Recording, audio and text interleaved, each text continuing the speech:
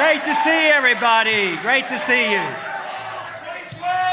I'm glad to see the revolution is continuing. Well, we have first seen some of the results of the revolution of a few years ago, and that was last year's election. I understand we had a few new members sent to Congress, and we have you to thank you for. But I do want to take a moment to take a little special privilege and say we also had a new senator from Kentucky, and we like that too.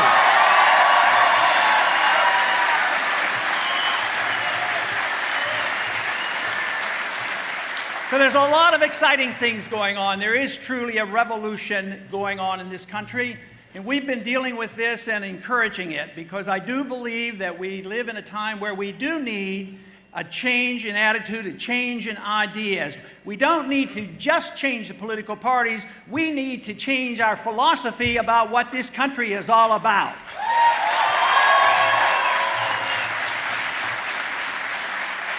You know, this past week we had a pretty good victory for the freedom movement. We had a vote come up all of a sudden under suspension, and it had to do with the Patriot Act. And the Patriot Act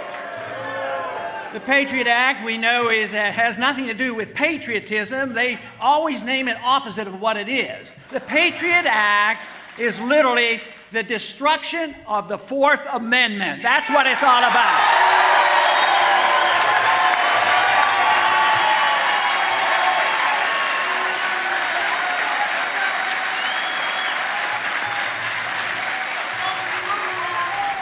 Now, the one thing in Washington they haven't quite understood is what's happening in grassroots America, because they assumed that everybody loved the Patriot Act. We'll bring it up under suspension and pass it automatically. Well, we didn't get a majority vote, but they didn't pass it automatically with a 2/3 vote, sending a message that this country is waking up and we want to protect our civil liberties as well as our economic liberties.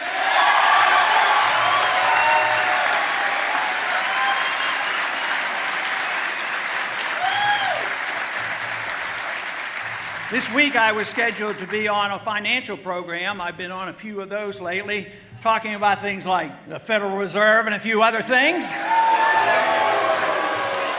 I never got around to talking about this program this week about the Federal Reserve because all of a sudden there was a speech given by Mubarak about his potential resignation. Of course, he resigned today. So that was the subject. But a lot of people now say, what should our position be? What should our position be about finding the next dictator of Egypt? And I would say we need to do a lot less, a lot sooner, not only in Egypt, but around the world.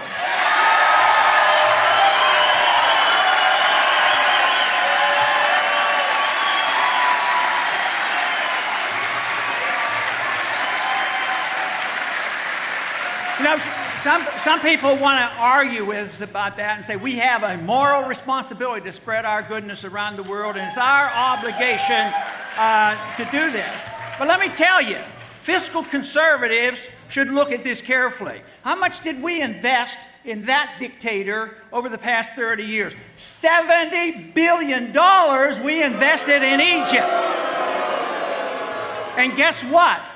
The government is crumbling and the people are upset, not only with their government, but they're upset with us for propping up that puppet dictator for all those years.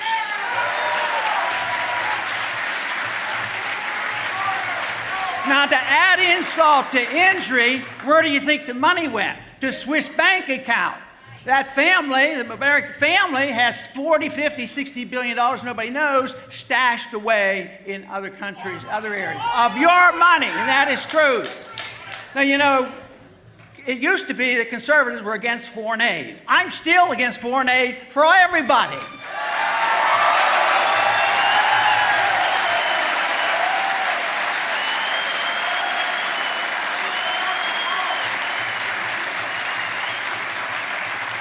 Now, I have a saying that I've used to describe foreign aid. Foreign aid is taking money from the poor people of a rich country and giving it to the rich people of a poor country.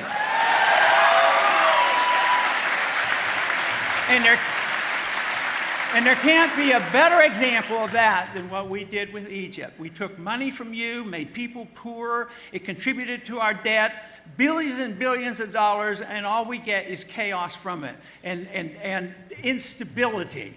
There's nothing wrong with what the founders talked about. They talked about having friendships and trading, getting along with people, and staying out of the entangling alliance in the internal affairs of foreign nations when it's none of our business.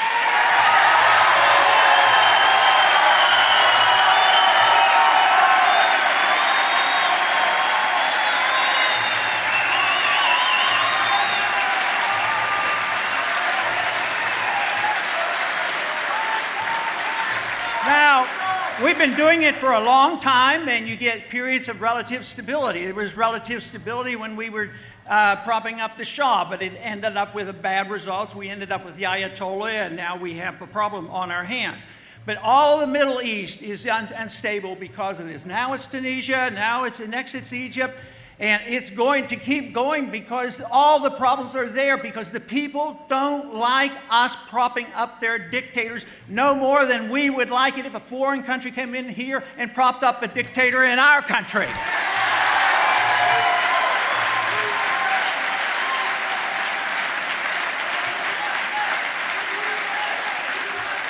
But the real danger is that this will most likely spread, and when it gets to Saudi Arabia and there's disruption there, then you are going to see some real problems. And it will be a partial consequence of our flawed foreign policy, and temporary stability does not guarantee stability that we need around the world. And besides, we just flat out don't have the money, and we shouldn't be doing it.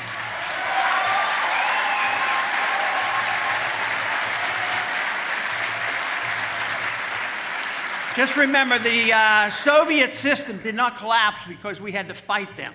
They collapsed for economic reasons. Guess where their final plunge was on their empire? Afghanistan. So it makes no sense for us to think that we can keep troops in 135 countries, 900 bases, and think we can do it forever. So no matter how badly you want us to do that, it's time to reassess that foreign policy. It's time for us to bring troops home. We've had troops in Japan since World War II and in Germany. Why are we paying for their defense?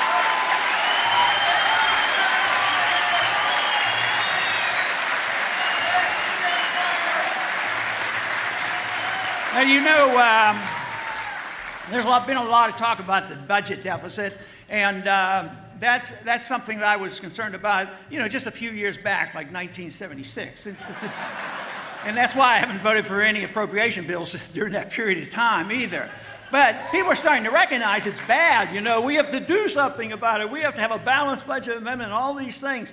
But, you know, unfortunately, even in spite of the improvement in the Congress right now, we don't have the votes, which is tragic. It's going to continue, and we're going to continue to bail out. We're going to continue to spend the money. Nobody wants to cut. I'm sure that half the people in this room won't cut one penny out of the military. And the military is not equated to defense. Defense spending is one thing. Military spending is what Eisenhower called the military-industrial complex, and we have to go after that.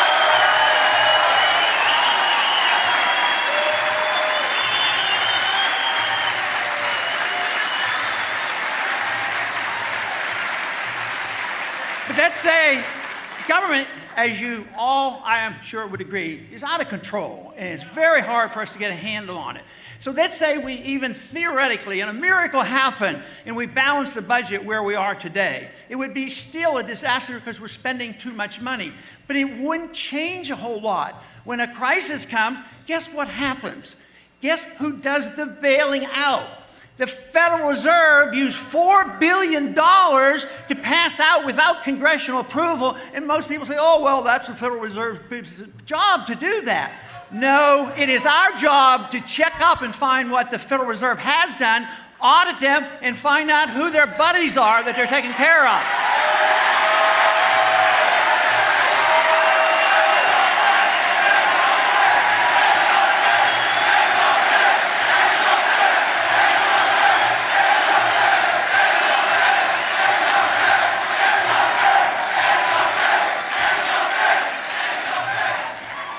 Federal Reserve creates money out of thin air. They can loan to banks, central banks of the world, to other governments and international financial institutions, and we're not even allowed to know. They resent the fact that when I ask these questions, that they don't have to give us information. That's why the bill to audit the Fed is the first step to ending the Federal Reserve.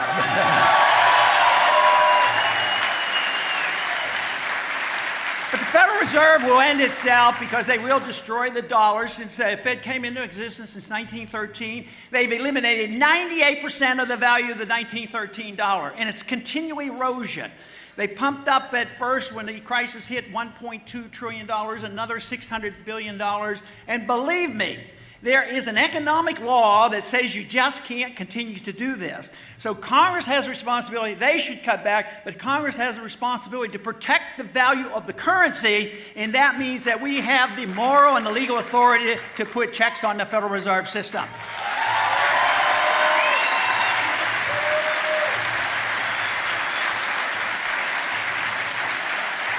You know, there's been a lot of talk about bipartisanship after the election. We need bipartisanship. And, you know, in some ways that might be true, but I'll tell you what I think about it. I think and I believe that we've had way too much bipartisanship for about 60 years.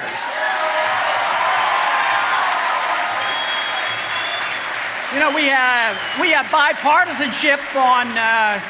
bipartisanship on medical care. You say, yeah, you know, the current administration has given us bad new medical care, but what is done on the other administration? We've been involved for a long time. It's the bipartisanship of the welfare system, the warfare system, the monetary system, the challenge to our civil liberties. It all goes through with support from both parties. So there's way too much bipartisanship. This should be a challenge of the issue of philosophy, good philosophy versus bad philosophy.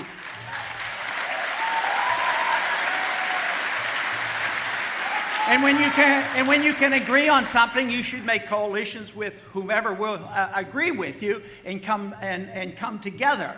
But I'd like to see some bipartisanship, though. What I would like to see is take those big government conservatives who love to spend money and never cut their efforts and their spending, and get the big government liberals where they want to spend and never want to cut, and let them get together and say, you know, it's time, you know, this deficit is good. Let's have a little bit of bipartisanship and cut both.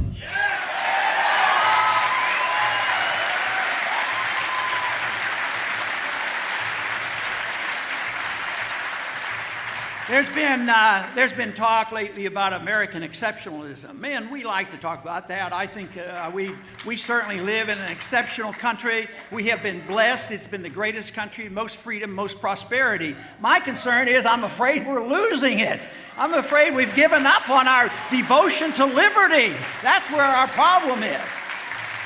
But, you know, where I think we go astray on this exceptionalism is there's some people, and sometimes they're referred to as neoconservatives, and they're sort of neo-Jacobins, where they believe that we have this moral responsibility to use force to go around the world and say, you will do it our way or else. Well, force doesn't work. It never works.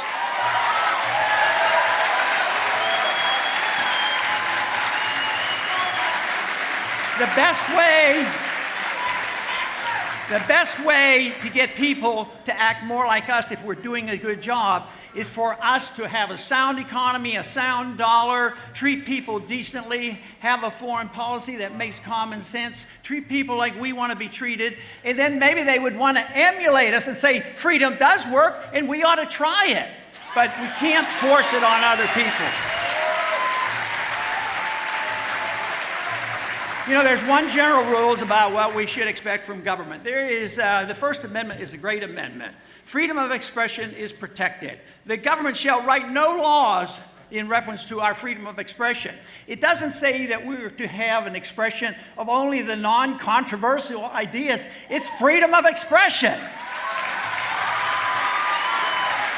Now, most people are pretty good on the First Amendment, but where they slip up is they say the government should write no laws about the freedom of activity. So they want to tell, the liberals want to talk about how to regulate your economic activity and how you spend your money, and others want to regulate your personal lifestyle.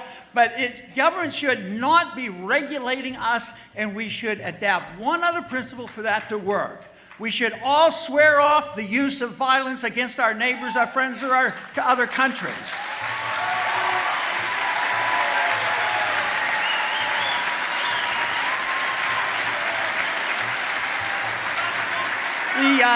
The purpose of all political activity, from my viewpoint, is to promote liberty. Liberty is the most important element. Liberty comes from our Creator. It doesn't come from our government. If we have a free society, we can go about our business and do our very best, work toward virtuous things and work toward excellence. When government takes over the role of making us virtuous and making us excellent and redistributing the wealth, they only do it at the expense of liberty, and that's why we're in such terrible shape today, is because we've allowed the government to be so much involved. Government should never be able to do anything you can't do.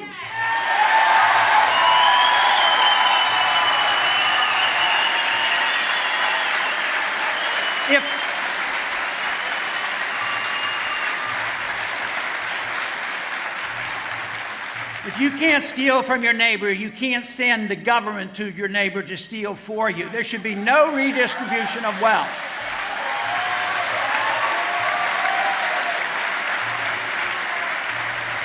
The exciting things that are happening today and gets me energized is coming to events like this and meeting with the young people and going to the campuses and finding out what Young Americans for Liberty have done. And believe me, the ideas and the principles of liberty are alive and well in the next generation, and there's every reason in the world for us to be optimistic about what's coming.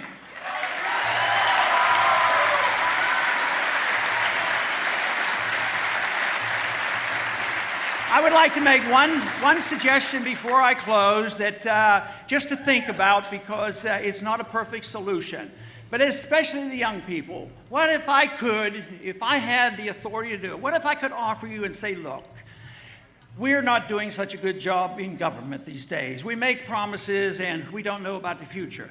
But would you consider opting out of the whole system under one condition? You pay 10% of your income, but you take care of yourself. Don't ask the government for anything.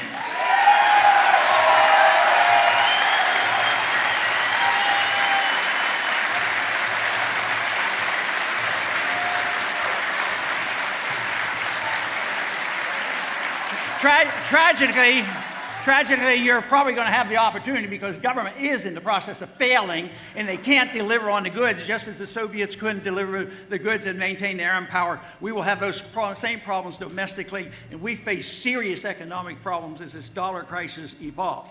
But let me close with comments from Sam Adams. He says, don't worry about it if we're not a majority. All we need is a minority keen on spreading the brush fires of liberty in the minds of men.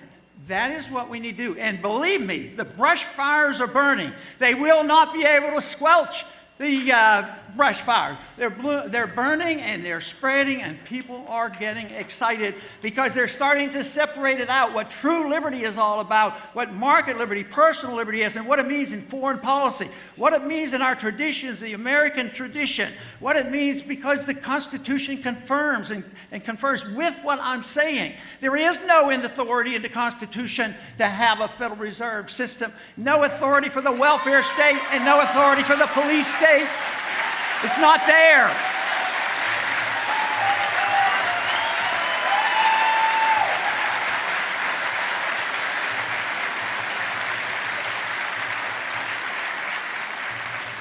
So we should all assume personal responsibility for promoting the ideals of liberty. And one thing that Samuel Johnson always advised when they were in the dire consequences of the problems of the revolution, he said, we cannot present long faces to the people, the colonists at that time, because it will make them realize how tough things are.